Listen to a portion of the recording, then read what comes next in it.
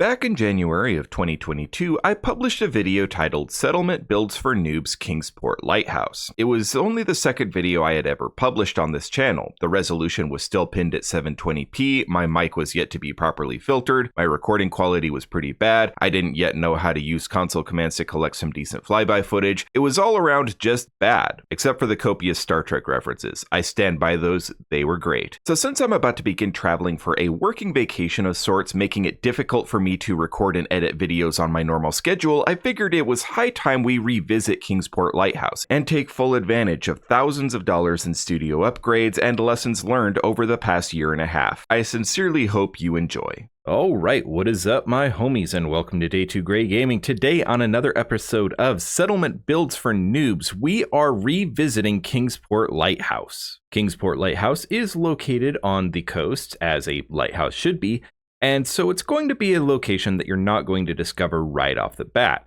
So you find this place in a pretty rundown state. The lighthouse is in pretty good shape, but it's too small to really do much with. There's not a lot of actual floor space in the tower. Not to mention there is a glowing one in the top of the dome. You can kind of see it here at the top of my flyby.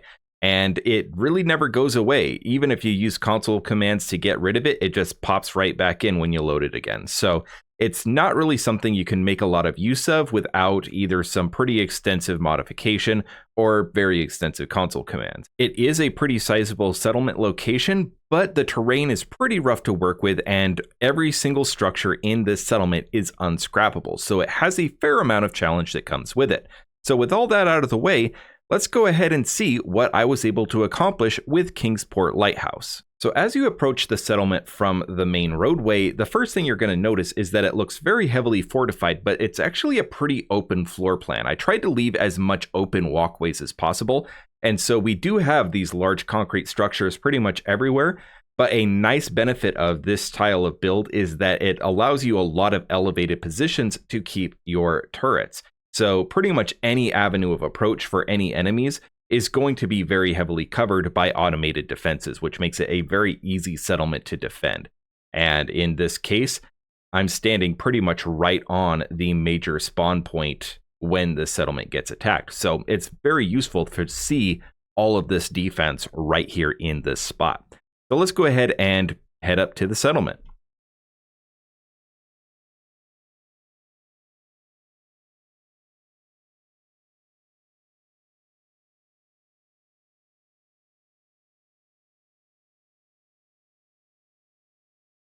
And so as we enter, the first thing you're going to notice is our Brahmin Paddock. Now, before in my last video where I was covering this, the Brahmin was actually located on the other side of the crumbling house. And I decided to move it over here mostly just because this was kind of becoming a negative area space. And the cow really doesn't need that much space because it just hangs out at its feed troughs all day. So I was able to kind of make better use of an area that you can't really do a whole lot with just because it's on the very edge of the settlement and there's not a lot you can do with this giant tree right here. So you kind of have this truck trailer boxing you in as you step around the corner, and then you have these overlapping fields of fire with laser turrets and ballistic turrets. So again, it's one of those things where any enemies that approach, regardless of which direction, they're going to be very heavily covered by turrets. This is a very power-hungry settlement, by the way. I have 2 fusion reactors here just to provide the power I need for most of my turrets and other stuff. All right, so heading up here, we have our main dormitory. So our dorm is pretty standard fare for our settlements. Oops. Get around the corner. The walkway is a bit on the thin side, but it is a little more crowded than what I normally do because I accidentally built this settlement up a bit too high. And so we have 3 people to a room. Normally I try and keep it to 2 beds to 1 room if I can, but 3 beds to 1 room isn't terrible. And as is pretty usual with my settlements, we have 1 Vault-Tec style bed and 1 Vault 88 style trunk. We also have a table, which allows people to actually have dinner in their dorm, which is nice. And we do have a nice fancy 1950s style retro couch, pretty much normal Fallout 4 stuff. And so this is kind of family accommodation, so you could fit a family of 3 or possibly a family of 4 in here. In here, we have a pretty much exactly identical house. It's just that since this one's on the inside, you don't get the windows next to the dining room table. Moving over here, we rotate into dual bed accommodation. So these are more cramped than I usually have for my 2-bed rooms. Normally this would be a 1-person room, but again, I kind of ran out of space and I didn't really feel like building a 2-story tall dormitory complex. So we just have 2 beds, 2 steamer trunks, and a recliner, and some potted plants. And so all 3 of these rooms are pretty much identical, with the exception of the outer one, which just has some additional windows. And the catwalk that allows you to exit from both directions. So our settlers don't have a lot of problem actually reaching their beds here, unless people leave doors open on both ends, which they probably will. Heading on up to the roof, this used to be, before I modified the dormitory a bit, this used to actually be where our artillery was posted, but instead I just expanded the gym a little bit. So there used to just be 1 pommel horse and 1 weight set, and I expanded it. So now it's 2 and 2. We also have a fair number of turrets, and so like I said, this gives complete coverage of the road leading up into the settlement. So no matter where they come from, they're going to get hit.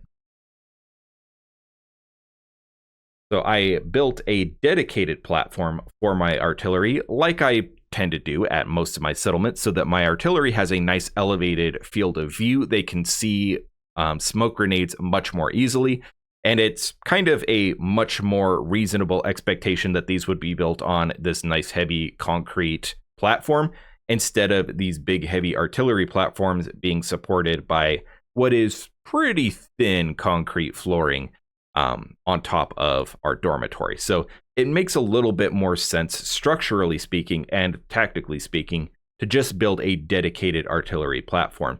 So this is why I moved the Brahmin pen, so I could actually have room up here.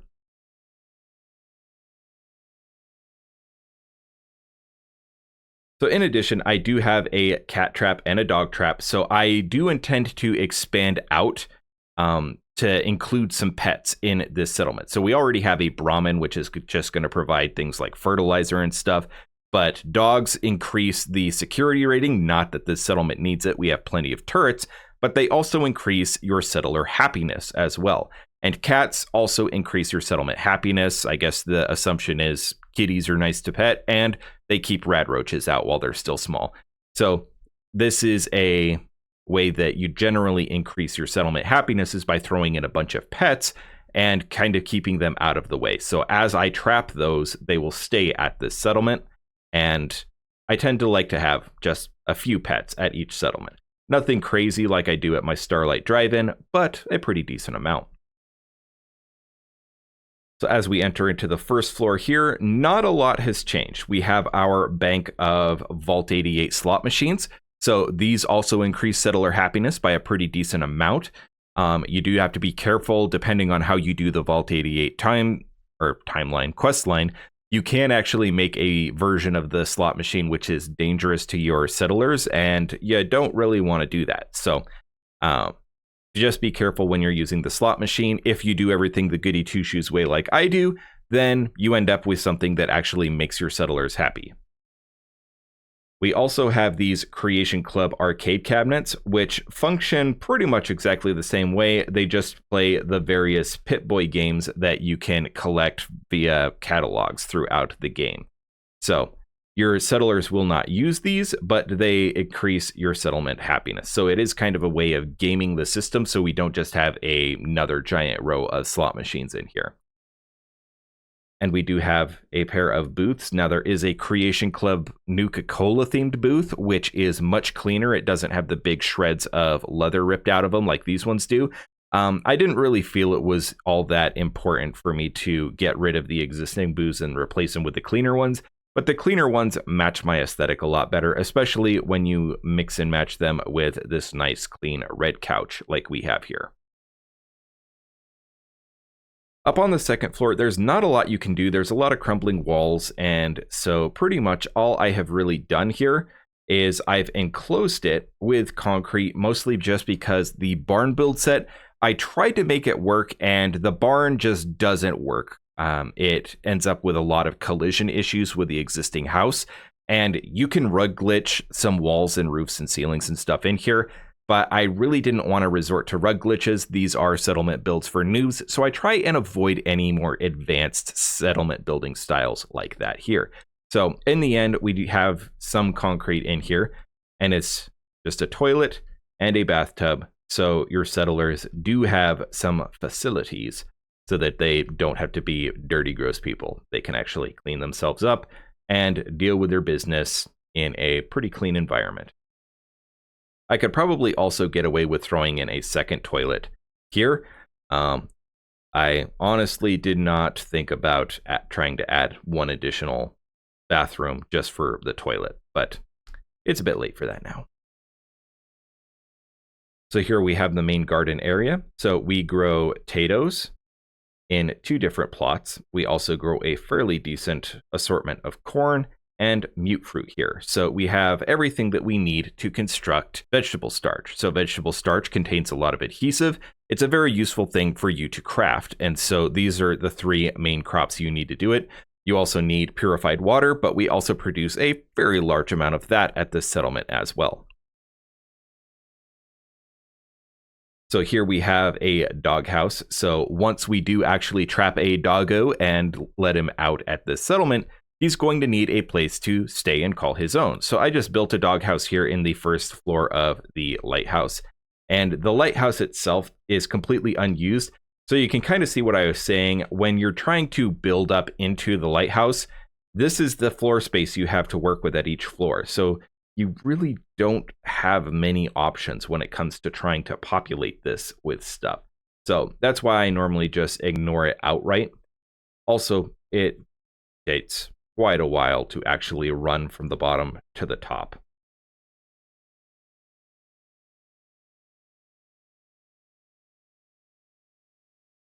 So here we have our lighthouse. So the lighthouse kind of becomes an Alamo type situation. It's your last stand type area. So you can actually lock the lighthouse down. And actually, I normally lock it down every time I leave because I've moved my fast travel point to the top of the new lighthouse. And my player home is actually in the top. So right now, the tower is unpopulated, just like it was in my first video on this site. You can do quite a bit with this. I just haven't found any reasonable use of it at this time. So I have quite a bit of room for expansion just inside the lighthouse. There are 2 floors that each branch out into these different power armor display decks. So we do have 6 suits of T60 power armor. All of them are painted a Creation Club green. But you can always do whatever paint job you want, or if you don't have any Creation Club skins at all, you can do the military green paint and get basically the same aesthetic. I just do the green. I don't even know why. I think it just takes a little bit less resources to do the green. But we do have 3 suits on this floor. Heading up, we have another empty deck and then another power armor display deck. So that gives us a total of 6 T60 power armor suits here. And of course, the idea is that if we needed to, I could just get all of my settlers into this tower, slap a fusion core in each suit, and then settlers will hop in them during an attack and hop off the edge of the balcony. And then things will ensue.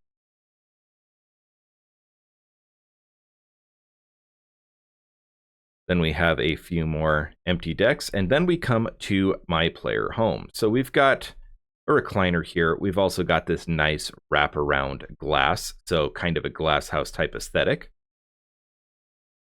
In here we have, go away gun. In here we have our accommodations. So this is pretty normal for one of my minor accommodations, one of my minor player homes.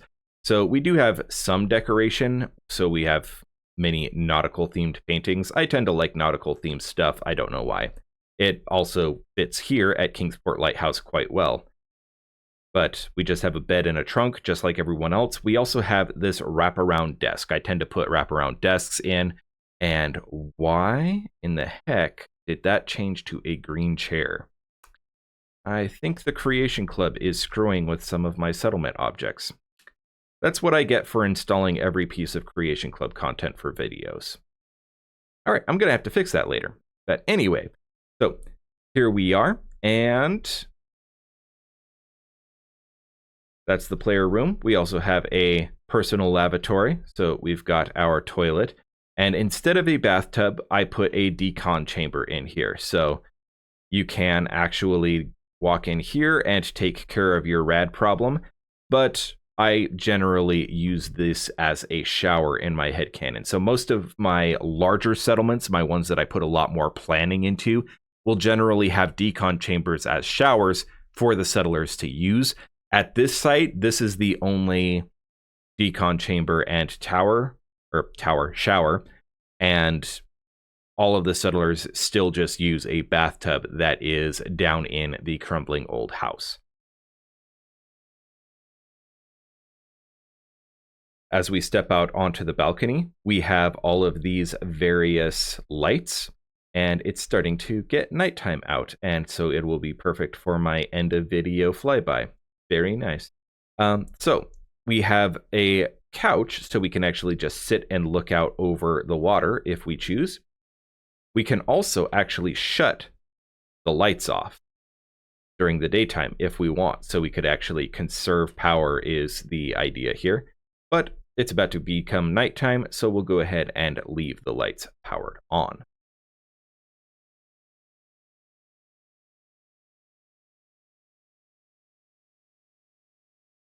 And when we move up to the top layer, we still have a very large number of lights in here, so these get pretty bright as well. And so that is our lighthouse. All right, so back down here at ground level, there's still quite a bit for us to see.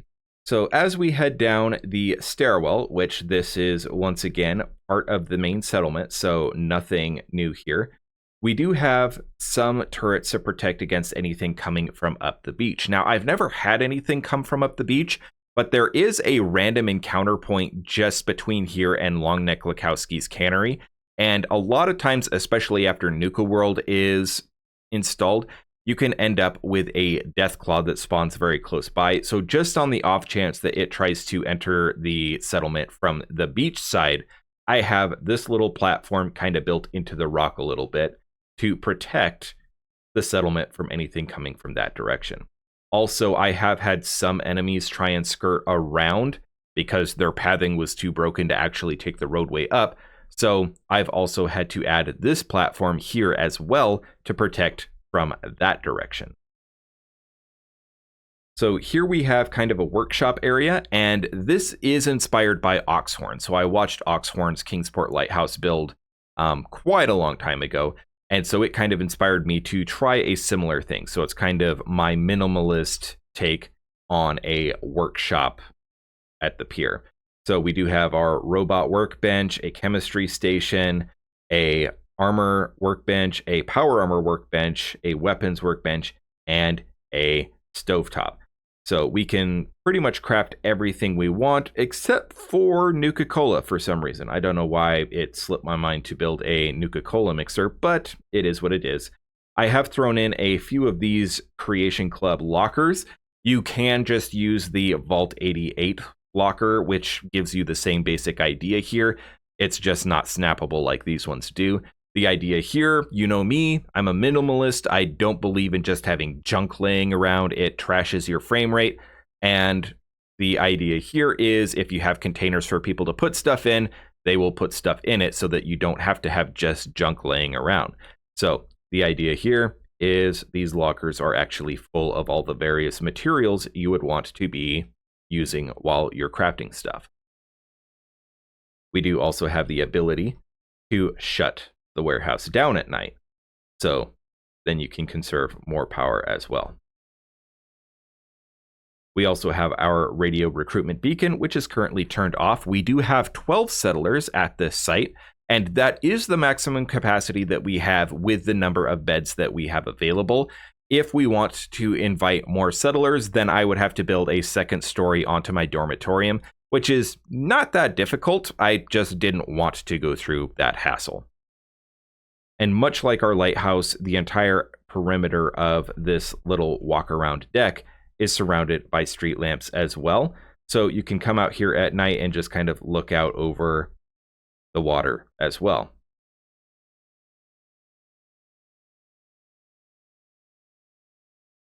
So down in here, we have the existing shed, which is just housing 2 fusion generators. There is nothing else going on in here. And I think that's also an idea that I stole from Oxhorn. I'm not sure. I know that I've seen that in some settlement build video a long time ago in the past when I used to actually watch them before I started making them.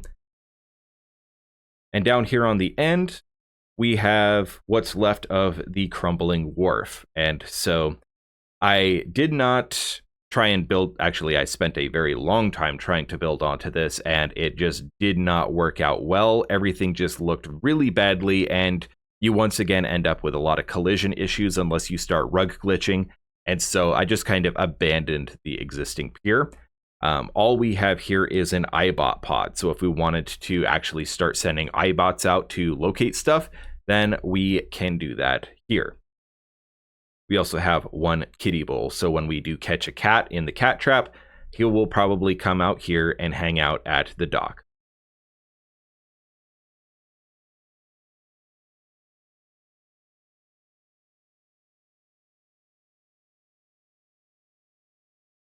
So up here, we have our main dock area. So I actually built a new dock,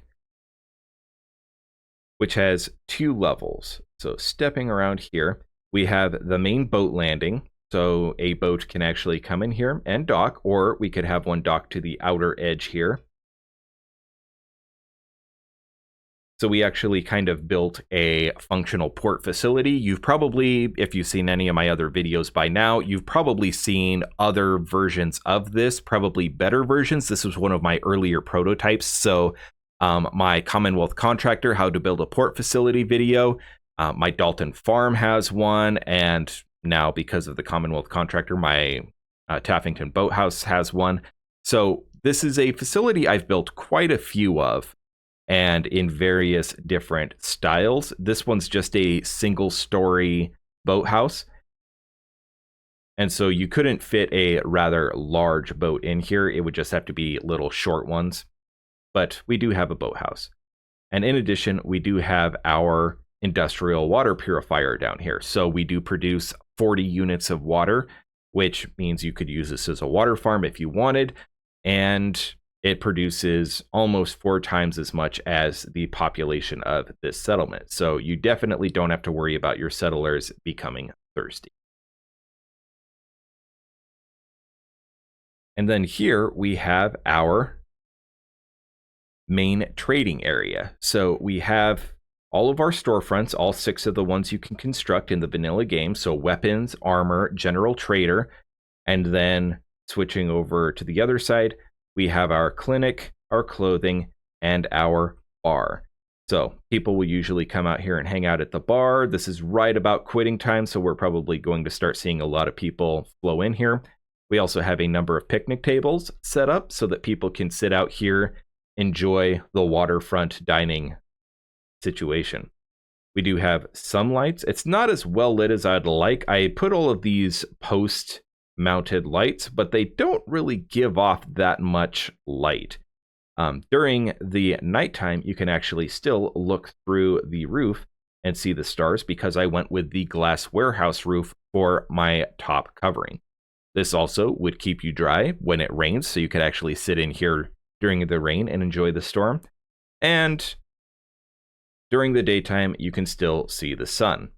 So I rather enjoy this aesthetic. I enjoy using it very much. And so I think this is one of my earlier prototypes as well for using the glass roofing for my dock facilities. But so far it's turned out quite well. I still, even today, year and a half after I first showcased the settlement, still enjoy this settlement and its aesthetic. And so there you have it, homies. That is my Kingsport Lighthouse build. It's had some modifications over the past year and a half since I first showcased it, but it is still very much the same settlement that I started out with in my very second video on this channel. I'd love to hear what you guys think about this. I've enjoyed walking you through this settlement for the second time now that I actually have a decent recording setup and it's not just constantly blurring out and losing resolution on you. As always, if you have ideas for how to improve this settlement, definitely let me know in the comments below, as well as if you want to try to replicate this for yourself. If you're still watching, a like on the video would be appreciated, but I get it if you're a bit too busy. Okay, I don't really get it, but if you don't want to like the video, that's on you. I'm fine with it. And with that, I think I'm going to wrap up. Thanks for watching, stay safe, and we hope to see you here next time at Gray Gaming.